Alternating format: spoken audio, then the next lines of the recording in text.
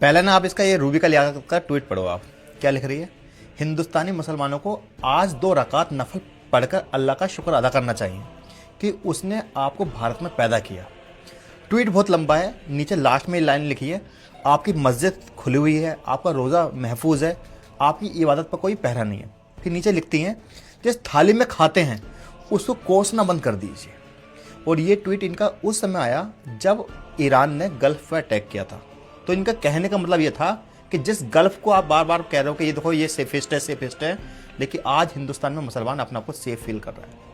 पहली बात तो मुझे एक बात बताओ आंटी जी, कि ये जो आप बोल रही है 2 रकात नफिल पढ़ो शुक्राना का, और आप ये कह रही हो कि इससे आपका ईमान कमजोर नहीं हो जाएगा, तो हम आपके कहने पर नमाज पढ़ेंगे।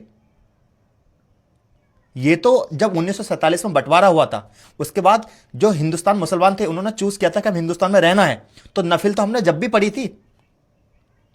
और अपने देश से प्यार करना, तो ये तो हम अपना ईमान का हिस्सा मानते हैं ना, हम मान रहे हैं ना।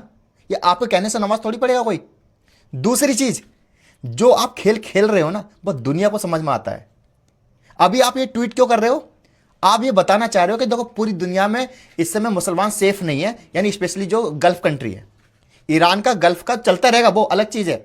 लेकिन मुझे एक चीज बताओ, जितने भी एयरपोर्ट पर लोग रुके हुए हैं, कि एक भी वीडियो ऐसी वायरल हुई, चाहे दुबई से या बहरीन से या ओमान से या अबू धाबी से, जहां पर कोई इंसान कंप्लेन कर रहा हो? क्यों? क्योंकि वहां की गवर्नमेंट ने क्या किया है, उनको रहने खाने पीने का इंतजाम दिया है, और ये आपको अच्छी तरीके से पता है। और आपका लास्ट जो ट्वीट आया ना, आप खुद तारीफ कर रही है दुबई की। मतलब आप किस तरह का गेम खेल रही हो कि एक तरफ आप भारत के मुसलमानों को चिन्हित में डाल रही हो, और उसके बाद ये बात यहां तक नहीं रुकती, उसके बाद आप ये लिखती हो कि यहां की जो बहुसंख्यक हिंदू कौम है वह सहनशीलता है। किस तरह का आप द्वेष पैदा करने की कोशिश कर रहे हो?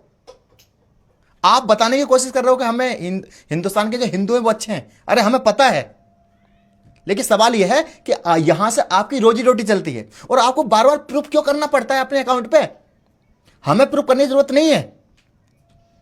मुसलमानों का इतना बुरा दौर नहीं आया कि जो आपसे इस्लाम सीखेगा, और ये आपको बार बार जस्टिफाइड करना पड़ता है। अब मेरा सवाल है आपसे कि आपको इतनी चिंता है, तो आपने तो एक वो मैसेज नहीं करा जहां पर ये दीवार पर लिख दिया गया कि ये जो सड़क, ये जो तुम्हारी हाईवे है, ये मुसलमानों के लिए नहीं है क्योंकि मुसलमान टैक्स नहीं देते। उस पर तो एफआईआर हुई थी। ये न्यूज आपको दिखाई नहीं दी?